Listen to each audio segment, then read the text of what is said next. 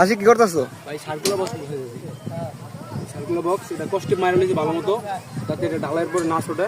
পরে পরবর্তীকালে এটা আমরা ছুটামো আর কি।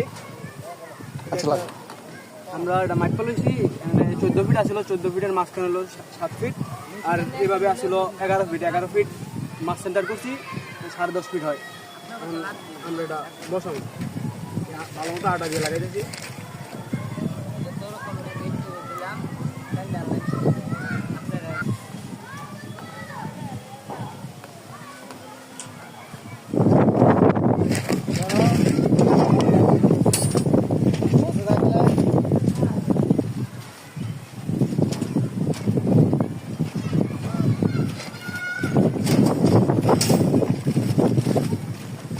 রাস্তার মধ্যে হারাম সাদা,